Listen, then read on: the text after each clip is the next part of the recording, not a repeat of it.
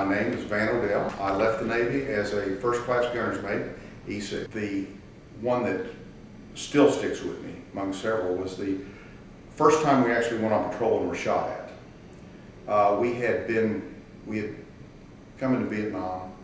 We had been given 2 coastal patrols to practice. We went up and we took along a small river for a practice river run, and went in and went out to kind of show us what was going on. And then we were sent down to the Sonondoc River for our very first mission into rivers and hostile territory.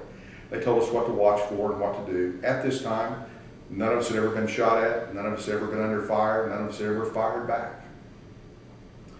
We went into the river. We were the second boat in the line of 4 boats, and we went into the Sonondoc River, and as we went in, I wouldn't say it was eerie, but I was expecting something to happen. We were tense. None of us had ever been fired upon. The stories that we'd heard from the veterans that had been there before, from the stories that we'd heard in the States, was that this was just an absolute place where every sailor was shot once or twice, and it was they were washing you off the causeway at night each night. The stories were overly scary. But back to the river. On the Sonondoc, we were going in the river late afternoon.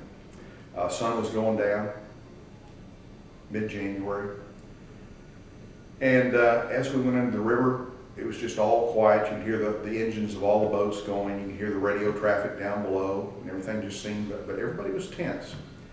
And about that time, a large explosion came out, and I saw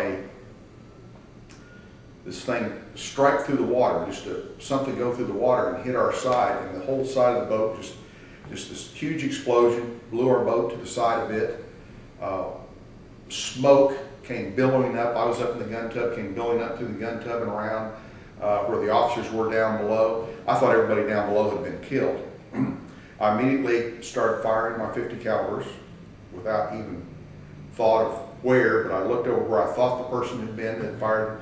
And we fired several times, raking the shoreline back and forth until they finally told us to cease fire.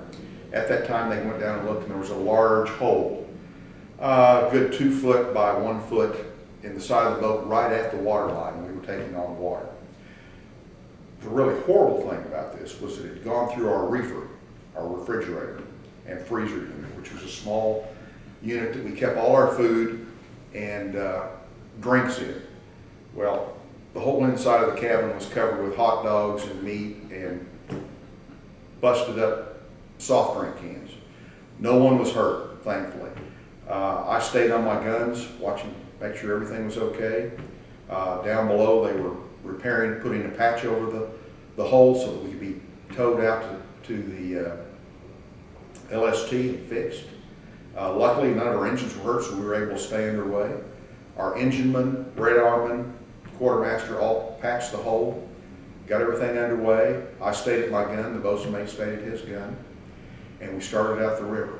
As we got to the end of the river, there's a small little area there that we stopped and waited until they gave us the all clear to come running out to the main ship and get picked up. There's a little bit going on, there's radio traffic, and I was looking around out in the jungle, just kind of looking, watching, moving my guns back and forth. And about this time, I started hearing these bees go by my head. Just bzzz, bzzz. And I couldn't see any bees. About 3 or 4 more. Bzzz. And about that time, I realized it's somebody shooting at me.